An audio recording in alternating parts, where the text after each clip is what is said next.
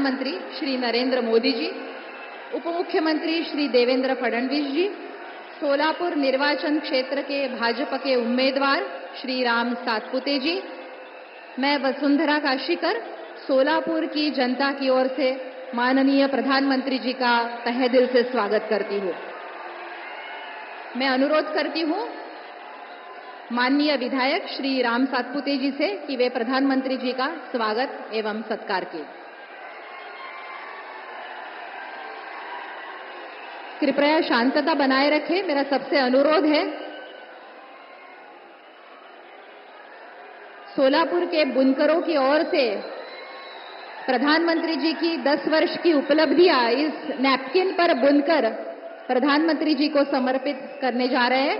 इसके बाद अनुरोध करूंगी माननीय विधायक सचिन कल्याण शेट्टी, माननीय नरेंद्र काले, सौ रोहिणी तलवलकर और सौ ज्योति वाघमारे जी से कि वे प्रधानमंत्री जी का सम्मान करें। आप देख सकते हैं सोलापुर के बुनकरों ने बुनी हुई यह सोलापुरी चादर प्रधानमंत्री जी को हम समर्पित कर रहे हैं, जिस पर प्रधानमंत्री जी की छवि बुनकरों ने बुनी है।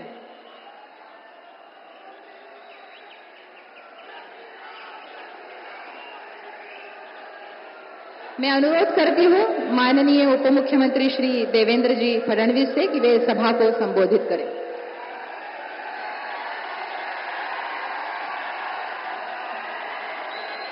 भारत माता की, भारत माता की, छत्रपति शिवाजी महाराज की, धर्मवीर छत्रपति संभाजी महाराज की, जय श्री राम, जय जय श्री राम। मंचावर उपस्थित अखिल विश्वातील सर्वाधिक लोकप्रिय प्रधानमंत्री माननीय नरेंद्र मोदी जी,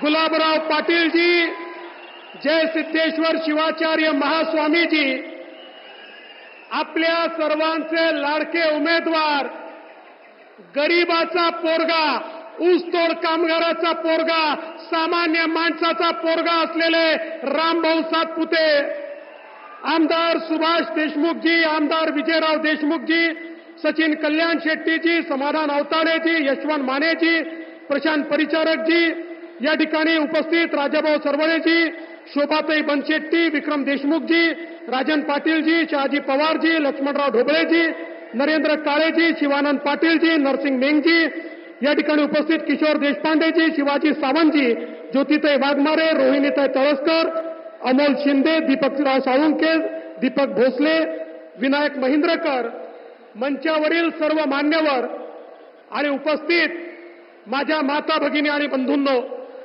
खरं म्हणजे या ठिकाणी संतांच्या स्पर्शाने पावन झालेल्या देवभूमी सोलापूरमध्ये आपल्या सगळ्यांच्या वतीनं मी माननीय मोदी साहेबांचं मनपूर्वक स्वागत करतो।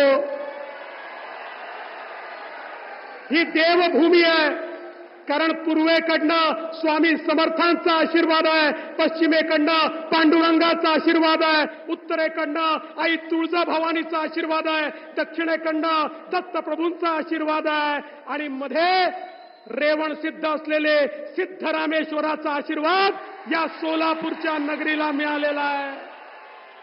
बंधू भगिनींनो, खऱ्या अर्थानं या निवडणुकीमध्ये ही जी काही लढाई आहे, ही राम सातपुते आणि प्रणिती शिंदेतली नाही आहे। ही लढाई माननीय नरेंद्र मोदीजी यांना प्रधानमंत्री बनवायचं आहे की 26 पक्षाची खिचडी, त्या खिचडीला जागा द्यायची आहे, याची खऱ्या अर्थानं ही लढाई आहे। तुम्ही मला सांगा, कोण देशामध्ये प्रधानमंत्री पाहिजे? कोण प्रधानमंत्री पाहिजे? कोण देश सांभाळू शकतं? बंधू भगिनींनो, देशामध्ये कोविडची महामारी आल्यानंतर तुम्हाला आम्हाला जिवंत ठेवण्याकरता ज्या व्यक्तीने देशाला नेतृत्व दिलं ते मोदीजी आहेत। या देशामध्ये ज्या ज्यावेळी आतंकवादाने आपलं डोकं वर काढलं त्यावेळी घुसून सर्जिकल स्ट्राईक करणारे मोदीजी आहेत। माझा तुम्हाला सवाल आहे, ही जी खिचडी तयार झाली आहे, खिचडी राहुल गांधींची खिचडी, सांगा देशामध्ये कोविड सारखी स्थिती तयार झाली, देशामध्ये युद्धाची स्थिती तयार झाली, राहुल गांधी नेतृत्व करू शकतात का? शरद पवार करू शकतात का? उद्धव ठाकरे करू शकतात का? मुलायम सिंगांचा पोरगा करू शकतो का? लालू प्रसादचा पोरगा करू शकतो का? ममता बॅनर्जी करू शकते का? स्टॅलिन करू शकतो का? मग एकच व्यक्ती या देशामध्ये देशाचं नेतृत्व करू शकतो आणि त्या व्यक्तीचं नाव आहे तुमचे आमचे या देशाचे माननीय नरेंद्र मोदीजी.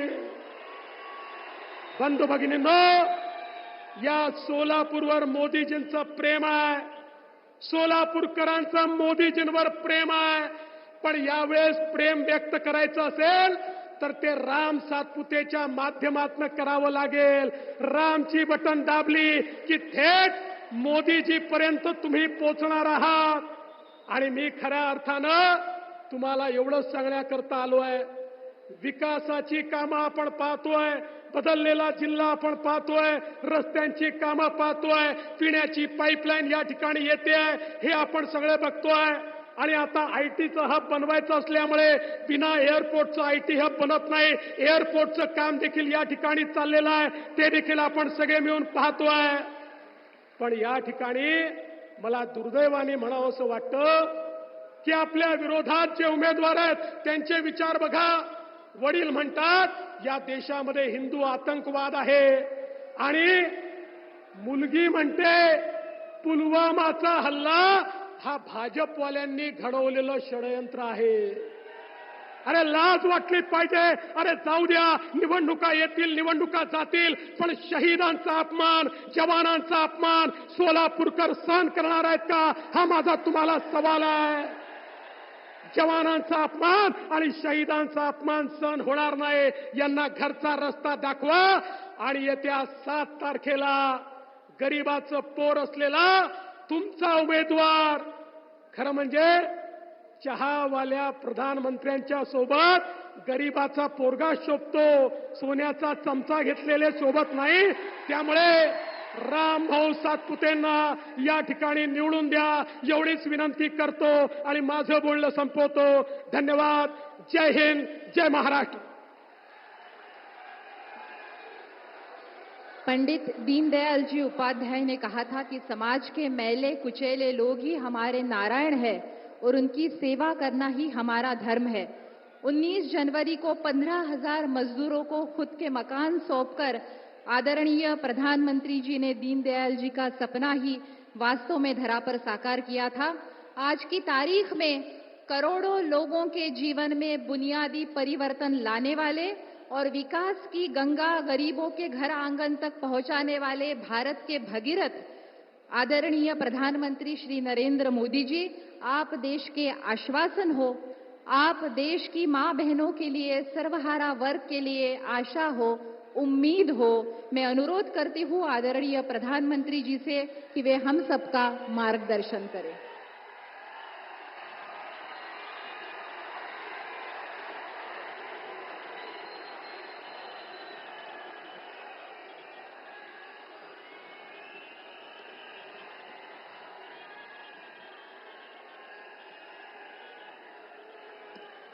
भारत माता की, भारत माता की, भारत माता की.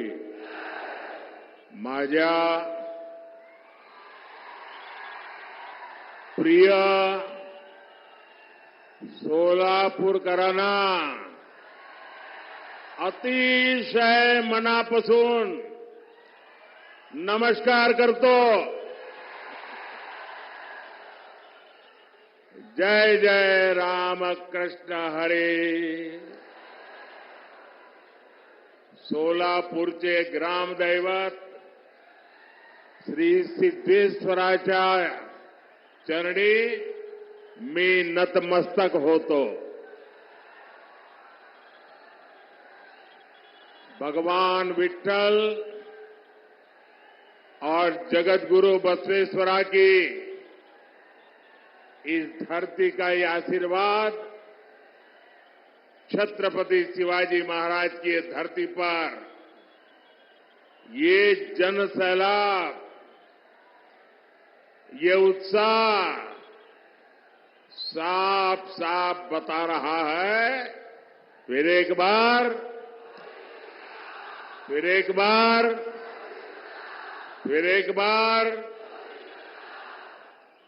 साथियों,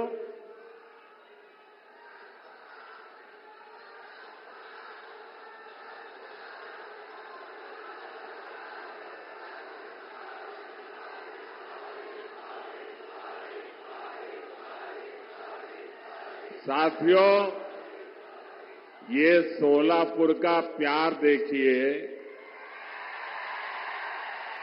ये 2024 में मैं दूसरी बार आपके पास आया, लेकिन साथियों, जब जनवरी में आया था तब कुछ लेकर के आया था, आपके हकों को पूरा करने के लिए आया था, कुछ देने के लिए आया था। लेकिन आज मैं आपसे कुछ मांगने के लिए आया हूं, और मांगने के लिए इसलिए आया हूं कि आगे मैं बहुत कुछ देना चाहता हूं, और मुझे धन दौलत नहीं चाहिए, मुझे यश कीर्ति नहीं चाहिए, मुझे आपके आशीर्वाद चाहिए। और मैं आपसे आशीर्वाद मांगने के लिए आया हूं। साथियों, इस चुनाव में आप अगले 5 वर्ष के लिए विकास की गारंटी को चुनेंगे। दूसरी ओर वो लोग हैं जिन्होंने 2014 से पहले देश को भ्रष्टाचार, आतंकवाद और कुशासन के गर्त में धकेल दिया था। अपने कलंकित इतिहास के बाद भी कांग्रेस फिर से देश की सत्ता हथियाने का सपना देख रही है। इन्हें अंदाजा ही नहीं कि पहले 2 चरण के चुनाव में ही इंडी अगाड़ी का डिब्बा गोल हो चुका है। भाइयों बहनों, एक और आपका ये सेवक मोदी सर झुका करके आपके पास आता रहता है। आपने 10 साल तक मोदी को परखा है, उसके एक एक कदम को देखा है, उसके एक एक शब्द को नापा है। आप मोदी को भली भांति जानते हैं। दूसरी ओर इंडी अगाड़ी में नेता के नाम पर महायुद्ध चल रहा है। अब मुझे बताइए भाई, इतना बड़ा देश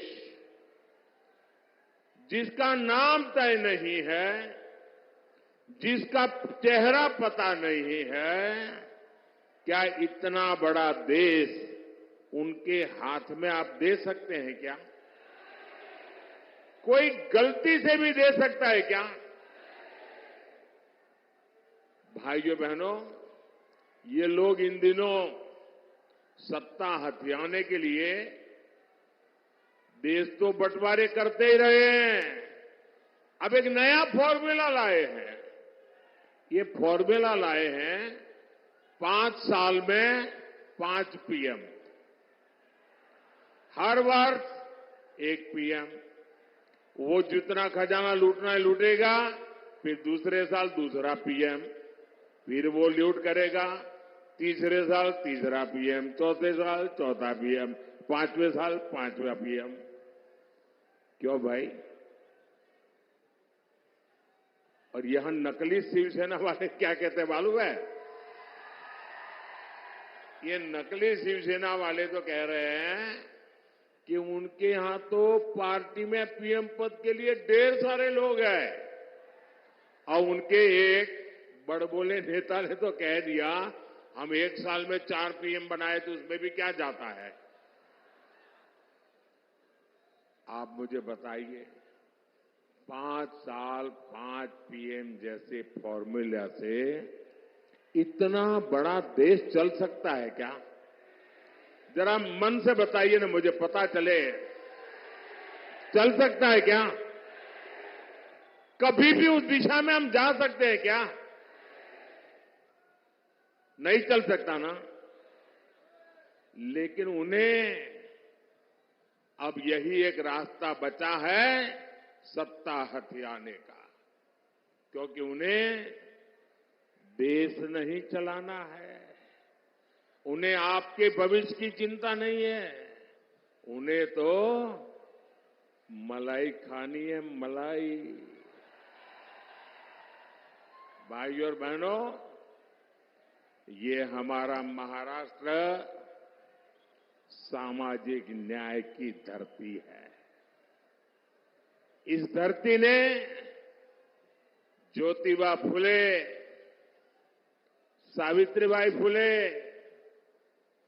बाबा साहब आंबेडकर के रूप में ऐसी महान संतानें दी हैं जिन्होंने समाज के सबसे कमजोर वर्गों को ताकत दी, प्रेरणा दी। आपने कांग्रेस के 60 साल का शासन भी देखा है, और आपने मोदी के 10 साल का सेवा काल भी देखा है। पिछले 10 वर्षों में सामाजिक न्याय के लिए जितना काम हुआ, उतना आजादी के बाद इसके पहले कभी नहीं हुआ था। भाइयों और बहनों, कांग्रेस ने अपने 60 वर्षों में जो उनको सत्ता भोगने का अवसर मिला था, एससी, एसटी, ओबीसी वर्ग के हर हक को रोकने का निरंतर प्रयास किया, और उसके पीछे उनकी फिलॉसफी थी। उनकी फिलॉसफी ये थी कि इनको ऐसे ही रहने दो ताकि वो हमारे आश्रित रहे, और जब चाहे तब हम उनसे जो वोट चाहिए वो लेते रहे। जानबूझकर के ऐसा किया। लेकिन मोदी का तो आपका दिल का नाता है, दिल का। और इसलिए 10 वर्षों में हमने सच्चे सामाजिक न्याय पर अभूतपूर्व बल दिया है। और मैंने एक बार कहा था सोलापुर में, मेरे यहां अहमदाबाद में जो मिल मजदूर थे उसमें हमारे पद्मशाली समाज के लोग बहुत थे, और कोई हफ्ता मेरे जीवन में ऐसा नहीं गया होगा कि मुझे किसी न किसी पद्मशाली परिवार ने भोजन न कराया हो। और एक प्रकार से मैं उनका नमक खा करके बड़ा हुआ हूं। और आज मैं जो गरीबों की सेवा कर रहा हूं ना, मैं उनका कर्ज चुका रहा। हमने ओबीसी कमीशन को संवैधानिक दर्जा दिया। मेडिकल की परीक्षा में ओबीसी आरक्षण लागू किया। ये भाजपा है जिसने एससी एसटी के आरक्षण में जो पॉलिटिकल आरक्षण होता है वो हर 10 साल में बढ़ाना होता है। पहले अटल जी की सरकार को मौका मिला था, उन्होंने 10 साल बढ़ाया। फिर मोदी को मौका मिला, हमने भी 10 साल बढ़ाया।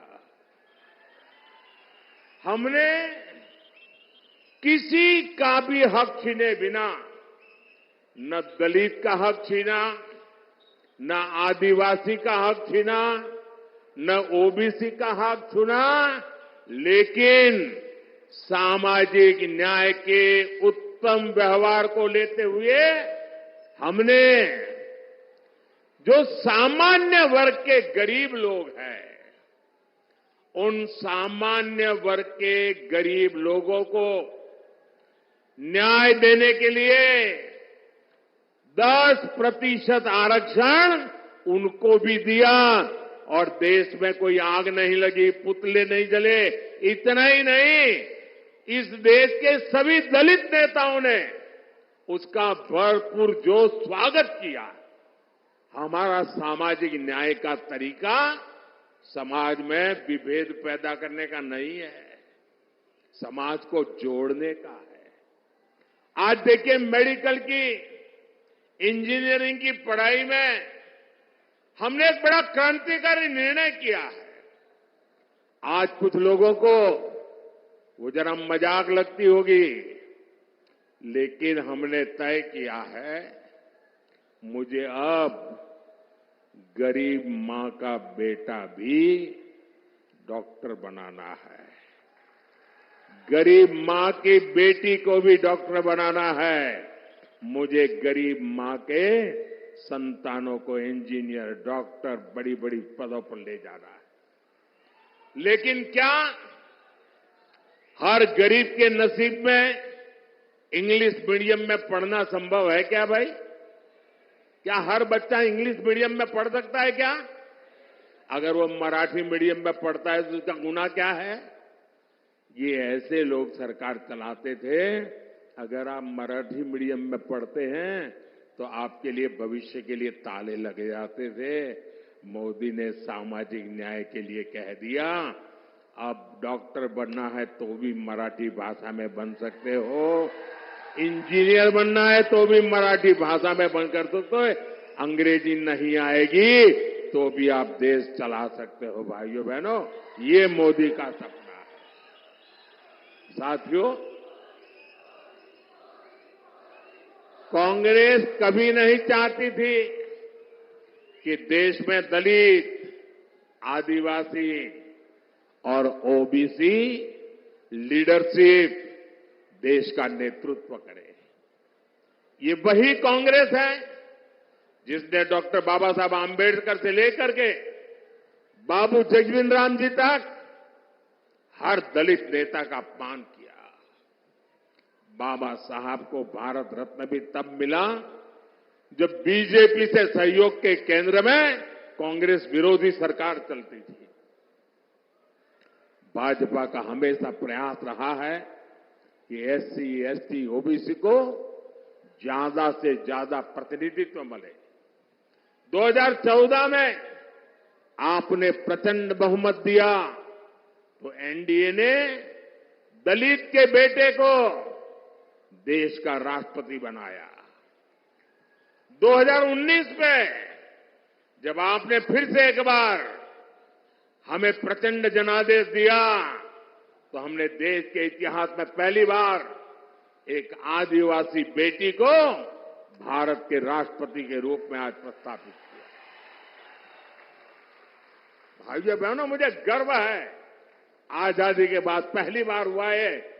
आजादी के बाद पहली बार ये दशक ऐसा आया है कि आज विधायकों की संख्या देख लीजिए, सांसदों की संख्या देख लीजिए, पूरे देश में एमएलए हो, एमएलसी हो, एमपी हो, लोकसभा हो, राज्यसभा हो, एससी, एसटी, ओबीसी सबसे ज्यादा भाजपा के चुन करके आते हैं। आज केंद्रीय मंत्रिमंडल में 60%, 60% इन्हीं वर्गों से आए हुए लोग केंद्र के मंत्री हैं और देश को नई ऊंचाई पर ले जा रहे हैं। आज कांग्रेस और इंडी अगाड़ी वाले ओबीसी प्रतिनिधित्व के नाम पर झूठ फैला रहे हैं। असल में इन लोगों की खुद की सच्चाई देश के सामने आ गई है और इससे ये बौखलाए हुए हैं, परेशानी हो रही है।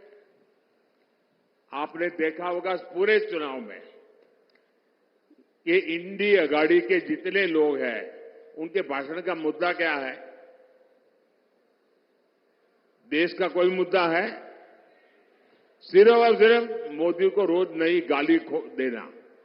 पूरी डिक्शनरी उन्होंने खोल के रख दी है। नई नई गालियां रोज निकालते रहते हैं। अरे भाई कुछ देश के लिए तो बोलो। नहीं, उसके पास विजन नहीं जी। हमारे पास विजन भी है और ये जीवन भी है विजन के लिए खपाने के लिए। साथियों, दशकों तक कांग्रेस ने एससी, एसटी, ओबीसी के साथ जिस तरह से विश्वासघात किया, उससे ये सभी कांग्रेस और इंडी अगाड़ी से पूरी तरह छिटक चुके हैं। इस वजह से कांग्रेस और इंडी अगाड़ी वाले बुरी तरह बौखला गए हैं। इसलिए लोग लगातार झूठ फैला रहे हैं। संविधान बदल देंगे, आरक्षण खत्म कर देंगे। मैं पहले ही कह चुका हूं कि अगर आज खुद बाबा साहब आंबेडकर चाहे तो बाबा साहब आंबेडकर भी आरक्षण खत्म नहीं कर सकते हैं। मोदी का तो सवाल ही नहीं उठता है। और अगर हमारी सरकार की नीयत उसमें कहीं पर भी खोट होती, मेरा 5 साल का रिकॉर्ड देख लीजिए, 5 साल में भी 2019 से 2024 आज भी मोदी के पास जितने वोट चाहिए है, लेकिन ये रास्ता हमें मंजूर नहीं है। सैकड़ों सालों के साथ जिनको अन्याय हुआ, हमारे पूर्वजों ने पाप किए होंगे, मेरे लिए ये प्रायश्चित का अवसर है और इसलिए आरक्षण को जितनी ताकत मैं दे सकता हूं, मैं देने के लिए कमिटेड हूं। मैं आज देश से अधिक सीटें इसलिए मांग रहा हूं ताकि कांग्रेस और इंडी गाड़ी के लोग, जब दलित उनके हाथ से निकल गए, आदिवासी उनके हाथ से निकल गए, ओबीसी उनके हाथ से निकल गए, ये बहुत बड़ी मात्रा में विजयी होकर के बीजेपी के साथ आते हैं, तब उन्होंने तय किया है और प्रयोग भी शुरू कर दिया है एससी, एसटी, ओबीसी के आरक्षण में लूट मारने का, और वो माइनॉरिटी को देना चाहते हैं। भाइयों बहनों, मुझे इसलिए ताकत चाहिए कि मैं कांग्रेस के आपके खिलाफ जो षड्यंत्र है उसको देश में कहीं पर भी करने न दो। कर्नाटका में उन्होंने खेल खेला है। आरक्षण का बहुत बड़ा हिस्सा माइनॉरिटी को देने का खेल खेला है। ये मैं होने नहीं दूंगा और इसलिए आपसे मैं आशीर्वाद मांगने आया हूं, मोदी को मजबूत करो। साथियों, कांग्रेस के 60 वर्षों के राज में देश में सबसे ज्यादा एससी, एसटी, ओबीसी परिवार ही उन्हीं के सबसे ज्यादा हाल खराब रहे। आप अपने गांव में देख लीजिए, अगर गांव के बाहर झुपड़ी में रहना पड़ता है, कौन है? हमारे एससी समाज के लोग हैं। मुसीबत में जीना पड़ता है, कौन है? हमारे एसटी समाज के हैं। तकलीफों में जीना पड़ता है, कौन है? हमारे ओबीसी समाज के लोग हैं। मोदी ने इन परिवारों को ही अपनी प्राथमिकता बनाया। 10 वर्षों में गरीब कल्याण की जितनी भी योजनाएं हमने बनाई, हमारी योजना सबके लिए है, बिना भेदभाव के हैं, समाज के हर वर्ग के लिए है। और स्वाभाविक है, जो लोग 50-60 साल से पिछड़े हुए थे, उनको उसका लाभ पहले मिल रहा है। और हम तो मानते हैं, इस देश की संपत्ति का पहला अधिकार उन लोगों का है जो पंक्ति में आखिर में बैठे हुए हैं। महात्मा गांधी भी यही कहते थे। मुफ्त राशन हो, मुफ्त इलाज हो, पक्के घर हो, शौचालय हो, बिजली हो, गैस हो, पानी हो, ये सब कुछ सबसे ज्यादा वंचित समाज को जरूरत थी। और वंचित समाज की वो आकांक्षाएं आजादी के इतने सालों के बाद आपका सेवक मोदी पूरी कर रहा है। भाई, वहां वो सज्जन तस्वीर लेके आए हैं, मैंने तस्वीर देख लिया। बैठिए, पीछे आप लोगों को परेशान कर रहे हैं। आपका मैं बहुत आभारी हूं आपके प्यार के लिए, लेकिन औरों को परेशान मत करो भाई। एससी, एसटी, ओबीसी परिवारों को इन योजनाओं से जोड़ने के लिए हमारी सरकार घर घर पहुंची है, गांव गांव पहुंची है। साथियों, कांग्रेस ने 100 से ज्यादा देश के जिलों को ही पिछड़े घोषित करके उनको अपने हाल पर छोड़ दिया था। इन जिलों में सबसे ज्यादा एससी और एसटी परिवार के लोग रहते हैं। हमने उसको एक नया रूप दिया, नया मिशन लिया और हमने उसको एस्पिरेशनल डिस्ट्रिक्ट बनाया, आकांक्षी जिला बनाया। और उसका मेरी ऑफिस से डेली मॉनिटरिंग होता है। परिणाम यह है कि गरीबों की भलाई के लिए की योजनाएं, एस्पिरेशनल डिस्ट्रिक्ट की योजनाएं, अब एस्पिरेशनल ब्लॉक की योजनाएं, डेली मॉनिटरिंग, हर चीज की जानकारी, उसका परिणाम यह है कि आज 10 साल के मोदी के कार्यकाल में इतने कम समय में देश में पहली बार 25 करोड़ गरीब गरीबी से बाहर निकले हैं भाइयों। और ज्यादातर इन्हीं जिलों से लोग हैं। और इसलिए मैं कहता हूं, जब नीयत सही होती है ना, तो नतीजे भी सही मिलते हैं।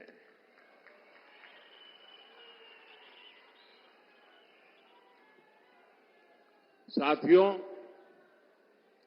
भाजपा का सामाजिक न्याय का एक और उदाहरण वाइब्रेंट विलेज प्रोग्राम भी है। अगर मोदी की नजर कांग्रेस की तरह सिर्फ वोट बैंक पर होती, तो सीमा के जो गांव है, जिनको ये लोग आखिरी गांव कहते थे, मैं उनको सबसे पहले कहता हूं गांव। दुनिया के किसी को देश को एंट्री होना है ना, सूरज की पहली किरण भी वहीं आती है जी। और सूरज डूबता है तो आखिरी किरण भी वहीं से आती है। गांव के लिए वाइब्रेंट विलेज प्रोग्राम क्यों चलता है? वहां तो वोटर ही नहीं है, इन्हें वोटर है। लेकिन मेरे लिए वोटर मायने बाद में रखता है, पहले वो मेरे देश का नागरिक है। मेरे देश का 140 करोड़ नागरिक में से एक है वो मेरी सीमा का प्रहरी है। अगर मोदी की नजर कांग्रेस की तरफ सिर्फ वोट बैंक पर होती, तो 24,000 करोड़ रुपए की पीएम जनमन योजना बना करके आदिवासियों में भी जो सबसे पिछड़ी जनजातियां हैं, उनके लिए अलग से योजना न बनाता और उनके कल्याण के लिए काम न करता। ये वोटर ज्यादा नहीं है, संख्या कम है, लेकिन मेरे देश के आखिरी व्यक्ति को भी मैं मजबूत बनाना चाहता हूं। हमने विश्वकर्मा योजना लाए, जिनके हाथों में सामर्थ्य है, जिनकी उंगलियों में सामर्थ्य है, ऐसे देश में लाखों लोग हैं। ऐसे मेरे विश्वकर्मा साथी एससी समाज में, एसटी समाज में, ज्यादातर ओबीसी समाज है। 60 साल में कांग्रेस ने कभी पूछा नहीं। मोदी ने पहली बार इन साथियों के लिए 13,000 करोड़ रुपए की पीएम विश्वकर्मा योजना बनाई है। भाई और बहनों, गरीब कल्याण की इन योजनाओं का सबसे अधिक लाभ एससी, एसटी, ओबीसी परिवार के हमारी माताओं बहनों को हुआ है। शौचालय के अभाव में, सैनिटरी पैड्स के अभाव में ज्यादातर हमारी बेटियां स्कूल छोड़ देती थी। अब मोदी ने यह समस्या दूर कर दी है। बिना गारंटी के मुद्रा लोन पाने वाले 50% से ज्यादा लाभार्थी एससी, एसटी, ओबीसी है। इनमें से 70% लोन हमारी माताओं बहनों को मिला है। ये जो हमारी खादी है ना, खादी स्वतंत्रता आंदोलन की निशानी है। और तो मैं तो कहता हूं, आजादी के पहले लोग कहते थे और आजादी के बाद क्या, तो मैं तो एक वाक्य में कहता हूं, पहले khadi for nation, now khadi for fashion. Congress ने तो उस खादी को भी बर्बाद कर दिया था। खादी के काम में भी बड़ी संख्या में हमारे यही समाज के लोग हैं जो अति वंचित लोग हैं। मोदी ने खादी को फिर से जीवंत कर दिया। साथियों, कांग्रेस ने तो बाबा साहब के संविधान को जम्मू कश्मीर में लागू नहीं होने दिया था। आर्टिकल 370 बनाकर कांग्रेस ने देश के संविधान का अपमान किया था।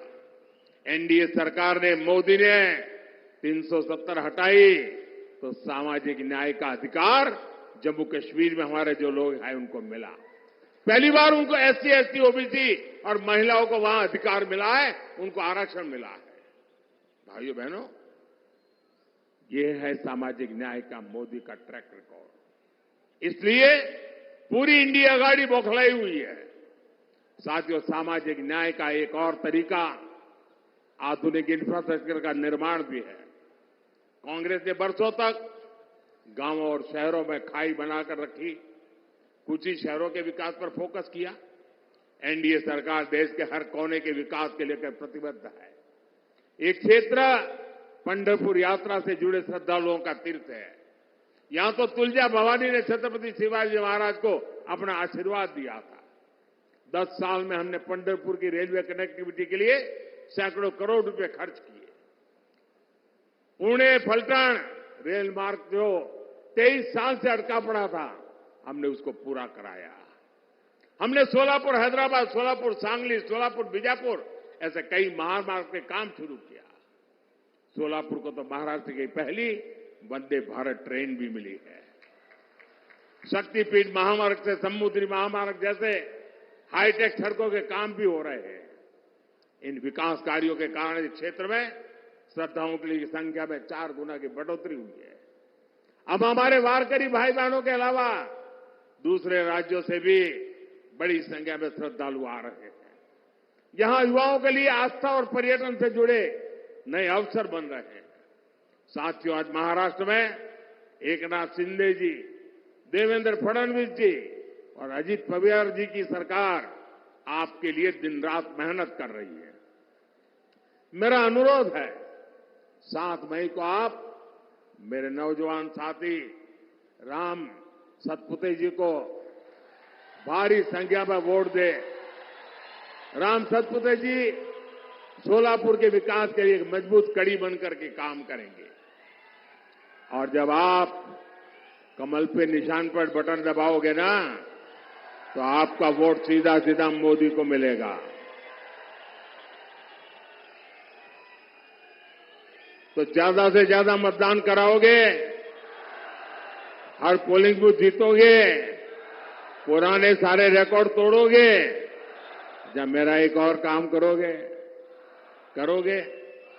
यहां से अपने परिचितों को जाकर के मिलना, उनके घर जाना, उनको कहिएगा कि मोदी जी सोलापुर आए थे, आपको प्रणाम भेजा है। मेरे प्रणाम पहुंचा देंगे। मेरे साथ बोलिए, भारत माता की, भारत माता की जय श्री राम, जय श्री राम।